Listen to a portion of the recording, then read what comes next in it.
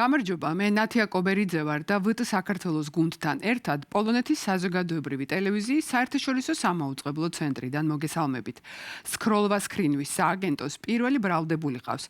ვიზა ლიბერალიზაციის პერსპექტივა კვლავ ბუნდოვანია და დათა თავაძემ ვარშავაში სპექტაკლი დადგა. ამ თემებზე გიამბობთ დღეს. როგორც მოსალოდნელი იყო სიძულვილის ენის მონიტორინგის სამმართველომ პირველ მსხვერპლად ქართული ოცნების მლანძღველი ამოირჩია. სამმართველომ, რომელსაც ხალხში სკროლვა სკრინვის სააგენტო დაარქვეს, მუსიკოსი მაია დართმელიძე სასამართლოში დაიბარა. საქმე ეხება მუსიკოსის Facebook პოსტს, სადაც ის ქართული ოცნების პროპაგანდისტს ნინო ჯღარკავას ლანძღავს. სასამართლოს ხდომა 10 ივლისაა ჩანიშნული და არავინ იცის რა ელის მუსიკოს მაია დართმელიძეს, რადგან უცნობია ბოლო წლებში ქართული ოცნების მიერ მიღებული რეპრესიული კანონებიდან, რომელს გამოიყენებს სასამართლო.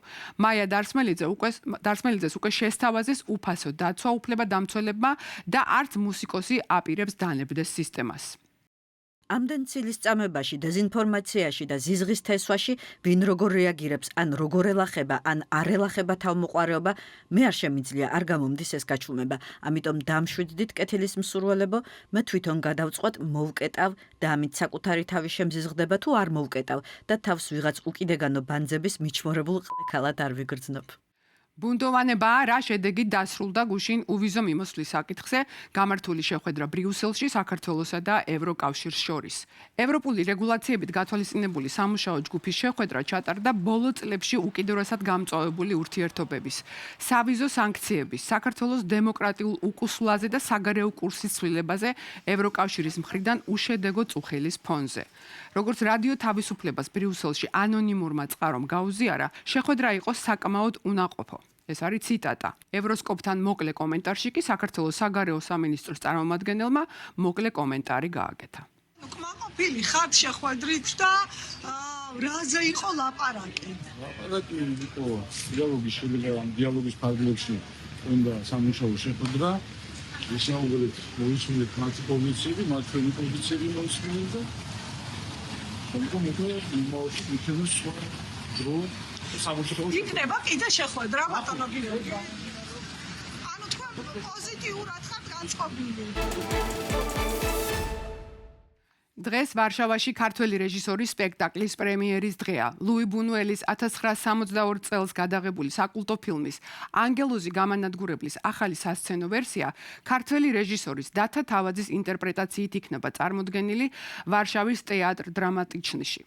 დათა თავაძის და დრამატურგ პაվել შტარბოვსკის ანგელოზი გამანადგურებელი თანამედროვე საზოგადოების მეტაფორაა. საზოგადოების, რომელიც საკუთარი პრივილეგიებისა და დომინაციის ტყვეობაშია მოქცეული და ცვლილების უნარს კარგავს.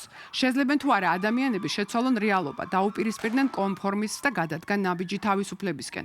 პოლიტიკური თეატრის ერთ-ერთი ყველაზე გამორჩეული ქართველი რეჟისორი დათა თავაძე ვარშავაში აგრძელებს თავისუფლებაზე, ჩაგვრაზე, იდენტობასა და სოციალური ცვლილებების შესაძლებლობაზე მუშაობას. ასე ახასიათებენ თავაძეს პოლონეთში და თეატრალური სეზონის ყველაზე მნიშვნელოვან პრემიერას ელიან. ესაა სპექტაკლი ადამიანებზე, რომლებიც ბრუნდებიან ოპერიდან, ერთობიან, კარგად გრძნობენ თავს, მაგრამ არ შეუძლიათ იმ სივრცის დატოვება, სადაც შევიდნენ. ისინი ხვდებიან, რომ არიან მახეში, საიდანაც თავი უნდა დაიძვრინონ. ეს ფიზიკური კი არა, მენტალური მახეცაა, სადაც შეიძლება მოხვდეთ და ვერასდროს გათავისუფლდე. ეს მახე შეიძლება იყოს ჩვენი კომფორტის ზონა. ეს მახე გვაჩერებს მაშინ, როცა თითქოს დავიწყეთ რევოლუცია და გავჩერდით ზუსტად მაშინ, როცა რამე უნდა შეცვლილიყო. თვითონაც არ ვიცით რატომ. არადა ძალიან ახლოს ვიყავით. ესაა ყველა მახეზე, რომელშიც ჩვენს თავს ვაქცევთ. ამ სპექტაკლში ჩვენ ხედავთ, რომ ყველაზე საშიში და ლამაზ კოსტუმებში გამოწყობილი საზოგადოებისთვის სიმართლეა. სიმართლეა იარაღი, კატალიზატორი იმის დასანახად, რომ ჩვენ ვიმალებით სიმდიდრის, მანერების მიღმა. ეს ციხეა, სადაც საკუთარ თავს ვაქცევთ, მიუხედავად იმისა, რომ სინამდვილეში კარი არსებობს. მაშასე რა სპექტაკლს დგამს ვარშავაში თეატრ დრამატიჩნში ქართული თეატრალური საზოგადოების ერთ-ერთი ყველაზე ხმამაღალი და მე ვიტყოდი ამბოხებული ახალგაზრდა რეჟისორი დათა თავაძე ჩვენთან სტუდიაში სტუმრად და ვკითხოთ მას. დათა მოგესალმებით. მადლობა, ძალიან მოწვევისთვის. მიხარია რომ აქ ხართ. ხვალ პრემიერაა, ვარშავაში თქვენი პირველი პრემიერა და ცოტა მინდა მაინც სპექტაკლზე გკითხოთ, რისი თქმაც შესაძლებელია. რა უქენით ლუი ბუნუელის ანგელოს გამანადგურებელს? რა ბედი აქვს თქვენი ვერსიით შექმნილ სცენარში? მაღალ საზოგადოებას თავისი ყველა ნიშნებით.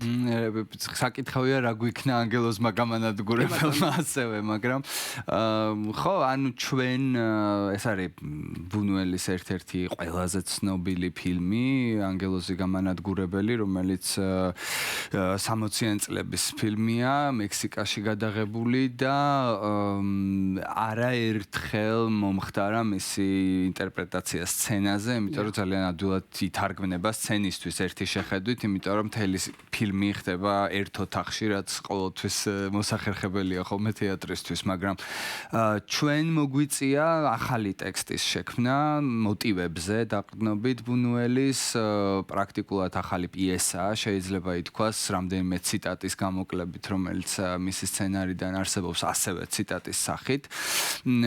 ეს არის თუმცა მისი ასე ვთქვათ, ეს კონცეფცია, ეს მეტაფორა, რა თქმა უნდა, შენარჩუნებულია და არის თავისთავად ძალიან აქტუალური და ბრწყინვალე ჩემი აზრით, იმიტომ რომ ეს გვიყვება ადამიანების ჯგუფზე, მაღალი საზოგადოების წევრებზე, ძალაუფლების მქონე ხალხზე, რომელიც ვთქვათ, 1% ასე ვთქვათ, საზოგადოების ხო, რომელიც ვთქვათ, განსაზღვრავს ან ქმნის რეალობას, რომელშიც დანარჩენი საზოგადოება ცხოვრობს, ძალაუფლების მქონე საზოგადოება, რომელიც ესენი არიან ბიზნესმენები, ოლიგარქები, პოლიტიკოსები, დიპლომატები, არტისტები, ცნობილი ადამიანები, რომელიც იკრიბებიან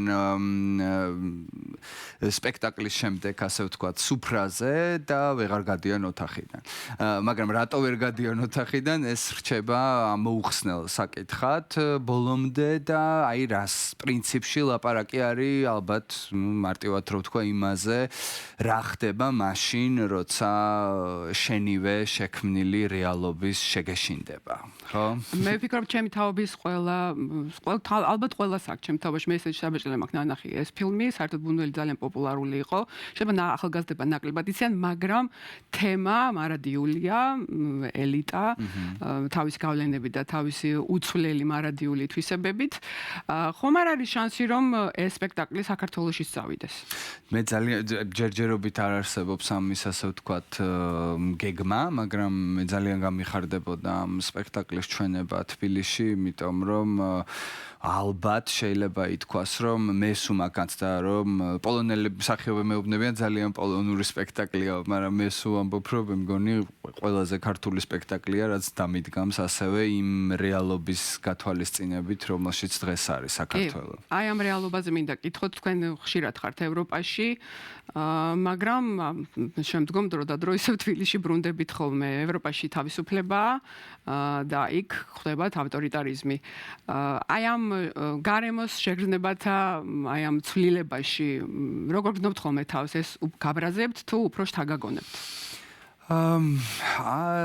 მე ძალიან რთულია ეს რო ვთქვა, რომ აი ვთქვათ, აი ამ რაღაცნაირ სხვაობაში მიწევს არსებობა. რა თქმა უნდა, ამ სხვაობის შეგრძნება ძალიან ძლიერად მაქვს და ასე შემდეგ, მაგრამ ჩემთვის აი ესე ვთქვათ, არ არის არც ერთი ასე ვთქვათ მხარე ამ ორიდან ესეთი ჰერმეტიულად დასრულებული, ხო? ასე ვთქვათ, ვერ აღვიქვამე მე საქართველოს როგორც რაღაცნაირ დასრულებულ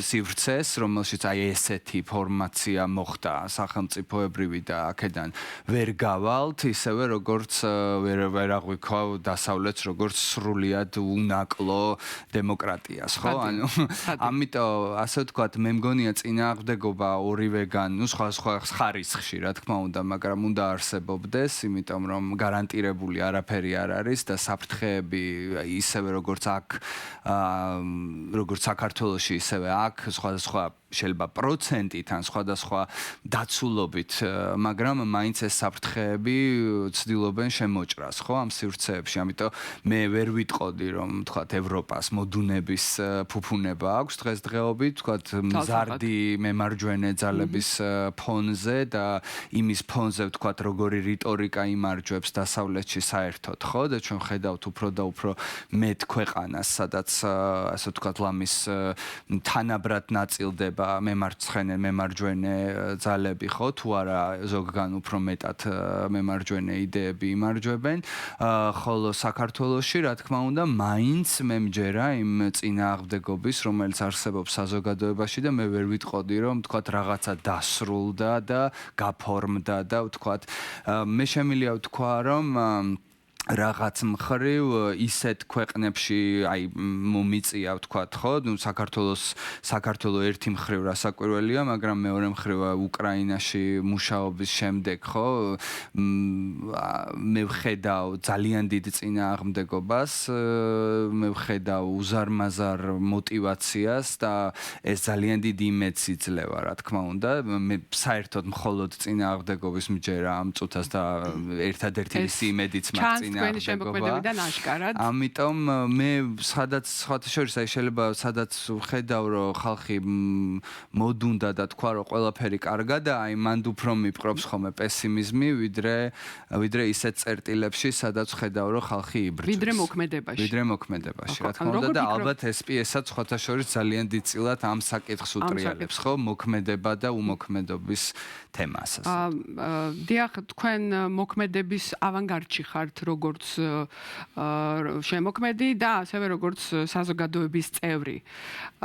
და თამამად მინდა გითხოთ პოლიტიკაზე. რას ფიქრობთ ეხლა რა ეტაპზეა როგორც საზოგადოება საქართველოში თქვენ რა შეგრძნება გაქვთ და იგივე ელიტა რომელიც ასოცირდება თქვენ სპექტაკლის მე ვფიქრობ ახლა ამ წუთას სხვა ფაზა, სხვა ფორმის, სხვა ნაირი, მაგრამ მაინც მიმდინარეობს გარკვეული ბრძოლა და მე განცდა რომ აი ესე ვთქვათ ძალიან კრიზისული მომენტია. მე ვფიქრობ ჩვენ შეგვიძლია ვთქვათ რომ აი რაღაცნაირად ისეთ მომენტში ვართ, სადაც მე პირადად მაქვს გარკვეული გარდატეხის შეგრძნება. ეს არ არის მხოლოდ ოპტიმისტური, ეს გარდატეხა რა თქმა უნდა, ანუ მე მგონია რომ ეს არის მომენტები, სადაც ანიქით წავა რეალობა ანაკეთ და ვფიქრობ რომ ამ გარდატეხის წინ ვართ. ამ გარდატეხის წინაშე ვართ, რომელიც ძალიან მალე მოხდება, დარწმუნებული ვარ და ასე ვთქვათ, ყველაფერი ნელ-ნელა იმატებს ტემპერატურას, ხო? ტემპერატურა იმატებს ყველაფერში და განცდა მაქვს რომ რეჟიმი უკვე ვეღარ მალავს თავის სახეს, დიდი ხანია ძალიან, უბრალოდ უკვე ისეთ ტერიტორიებზეც არის გადასული, რომელიც მართლა არ მგონია რომ საზოგადოებამ აპატიოს. ეს გახლდათ რეჟისორი დათა თავაძე, რომელიც სპექტაკლს დგამს ვარშავაში, თეატრ დრამატიჩნიში. პრემიერა გაიმართება დღეს, ხოლო ამ ინტერვიუს სრულ ვერსიას თქვენ ნახავთ ჩვენი გადაცემის Facebook გვერდზე. მე ვენახეობაში და ღვინის დაყენებაში სულ უფრო მეტად ცდილობს ჩარევას საქართველოს მთავრობა. რეგულაციები და ახალი წესები მოითხოვს 1000 გვარ ლაბორატორიულ ანალიზს, რაც მეღვინეობას აძვირებს და ართულებს. პატარა მეღვინეობები ამ წნეხს საუკუნოვანი ტრადიციების შეზღუდვად აღიქვამენ. თავისუფლება ვაზის გაშენების და ღვინის წარმოების კულტურაში, როგორც ტრადიციის ნაწილი და დაუმორჩილებლობის საფუძველი. ნახეთ თიკო ერადის რეპორტაჟი მეღვინეობის ძირძველი რეგიონიდან თერჯოლადან. ეს არის თეთრი კამური და ციცქა ერთად. ალბათ თქვენ სტუმრობას გამომარჯოს. ღვინის კეთება ალბათ ბავშვობიდან, მეც არ მახსოვს როდიდან, მაგრამ ჩემ წინაპრებიც და ჩვენ ისტორიულად მოვდივართ ესე ვაკეთებდი და ალბათ იმერეთში მე არ მეგულება ოჯახი რომ ღვინოს არ აყენებდეს ყოველწლიურად. უკვე 11 წელია ოჯახური ტრადიცია მთავარ საქმიანობად აქცია და მარან ნანუას ღვინო ევროპის რამდენიმე ქვეყანაშია ხელმისაწვდომი. მეღვინე გია ჩუბინიძე ვაზის ჯიშების კოლექციონერიც არის. მის ვენახებში 116 სხვადასხვა სახეობის ვაზის ჯიშს შეხვდებით. რამოდენიმე აფხაზური ჯიში მაქვს, კონკრეტულად ავასირხვა, რომელიც ძალიან იშვიათია და ვეძებე ვერსად ვერ მივაგენი და მე ყირიმიდან გამომიგზავნეს რამოდენიმე მოსკოვის შემოტარებით ესენი სპეცოპერაცია იყო ასე რომ ვთქვათ და გავახარე და მე ახლა კიდე აქედან ანუ ამ ერთ ძირიდან აღებულ კვირტებს ვამყნი ყოველწლიურად და ვენახში გავიქით საზამთროში. ამრავლებთ კიდე აქ რაც გაქვთ თითო-თითო. ვამრავლებ ხო და ანუ ამას ხო ვაკვირდები რომელიც მომწონს მე ვამყნი ხოლმე და ზოგს ჩუქნი ადამიანებს რომ გაავრცელონ და გაამრავლონ ხო გავცელდეს. ასე ინახავს და ავრცელებს იშვიათ ჯიშებს, თუმცა 1 მაისიდან მეღვინეებისთვის ბევრი რამ შეიცვალა. ამოქმედებული რეგულაციების თანახმად, ყველამ, ვისაც ვაზის გაშენება, ხოლო შემდეგ ყურძნისა და ღვინის გაყიდვა სურს, ნებართვა ღვინის ეროვნული სააგენტოსგან უნდა აიღოს. ამ ნებართვისთვის კი ნიადაგის ანალიზი და დამატებითი დოკუმენტაციაა საჭირო. ნერგებიც მხოლოდ სერტიფიცირებულ სანერგეში უნდა შეიძინონ. ჩუბინიძე ამბობს, რომ ამ რეგულაციებით მცირე მეწარმეები იჩაგრებიან და დიდ კომპანიებს ეს არ დააზარალებს. რატო უძვირებ ამას შენ? ისედაც ძვირია ნერგი და ვინც იცის ეს საქმე რა უჯდება იმერელ გლეხს მაგალითად გინდა მიწის გადაბრუნება თუ მე ნერგის ყიდვა თუ გაშენება ძვირია ეს ყველაფერი არ არის მარტივი და ეგენი თუ უყურებენ ახლა აი მილიონების თვალიდან მილიონები ყველაფერს კარგად ახერხებენ იმათ ვერ შეზღუდავენ ისინი ისედაც აკეთებენ მიწის ანალიზსაც აკეთებენ თავისთავად და შეუძლიათ რაუშედოდან თუ იტალიიდან თუ სხვა საფრანგეთის სანერგეებიდან იყიდონ მაგრამ ამ ადამიანმა რა ქნას რატო ზღუდავ აქ კარგი ამოქმედე იმ თქვა კახეთზე აც ეს არის ამ დონით არ არის ასამოქმედებელი მაგრამ რაღაც სხვა შესაბამისობით ამოქმედე კახეთის რეგიონზე ან რაჭის რეგიონზე მაგრამ იმერეც ქალ სამეგრელოს ასუჩები უინახოთ არ ჩემ თუ კი აქ ვინმე ვენახს დარგავს შენ კიდე ხელი უნდა შეუწყო და ახლა პირიქით შეზღუდებს უკეთებ ეშლება ახლა იმერელ გლეხს მაგალითად რომელი მიწაა კარგად ვენახისვისა რომელი არა საქართველოში მცირე მეწარმეების ძირითადი საექსპერტო ბაზარი ევროპაა, ხოლო დიდ კომპანიებს ღვინო ექსპორტზე ძირითადად რუსეთში გააქვთ. ოფიციალური სტატისტიკის მიხედვით 2026 წლის იანვარი-მარტის მონაცემებით რუსეთზე გაყიდვების 62%-ზე მეტი მოდის. დანარჩენი პროცენტი ნაწილდება როგორც ევროპაზე, ისე ჩინეთზე, ბელარუსზე, ამერიკაზე და სხვა ქვეყნებზე. მცირე მეწარმეები იმ მიზეზებზეც საუბრობენ, რისთვისაც ქართულმა ოცნებამ ეს რეგულაციები აამოქმედა. ამათი ძირითადი მიზანი არის ის, რომ რა თქმა უნდა შეამცირონ, რომ ნაკლები სუბსიდია დაჭირდეთ და მეორე ის, რომ სახელმწიფოს უნდა რომ რაც შეიძლება მეტი ბერკეტი ქონდეს ხელში, რომ გააკონტროლონ ადამიანები. ახლა ჩვენ მეღვინეები ისედაც თავისუფლების მოყვარული ადამიანები ვართ და გვაქვს რაღაც საპროტესტო გამოსვლებიც, Facebook დაწერები თუ რეალური პროტესტიც ქონია და გვაქვს და კიდე გვექნება და ანუ ამის შეზღუდვა უნდა თუ როგორმე იყო დამოკიდებული რაღაცის შეგაშინოს. ქართულ ოცნებაში მცირე მეღვინეების წუხილს არ იზიარებენ და ამბობენ, რომ ამ რეგულაციებით ხელს კი არ უშლიან, არამედ პირიქით ეხმარებიან მათ. გლეხს კი არ ავიწრებია პირიქით გლეხს ეხმარებიან ენერგიითაც საწამლითაც მიწის დამუშავებაზე და პირიქით ნერგი რო არ დაიკარგოს ქართული ნერგები რომელიც არის და არ მოხდეს ჯიშების გადაგვარება მაგის რეგულაციებზე საუბარი. ფაქტია რომ თავად მევენახეები ამ რეგულაციებს ხელის შეშლად მიიჩნევენ, თუმცა მათი ნაწილი თავისუფლებას არ თმობს და რეგულაციებზე დამორჩილებასაც არ აპირებს. ამ თემაზე შეიძლება ბევრი ვისაუბროთ, მაგრამ ჩემთვის ყველაზე გულსაწყვეტი ის არის, რომ თვითონ ღვინის ფილოსოფია რაც არის, ვაზის ფილოსოფია რაც არის, ამას კლავენ, ხო? ეს ხო თავისუფლებაა, ეს ხო არ არის ბიზნესი მარტო, ხო? მე მაგალითად არ ვემორჩილები და მე მაინც დავდგავ. რაღაცა რაც უნდა ისქნა, წერონ და იკითხონ რა.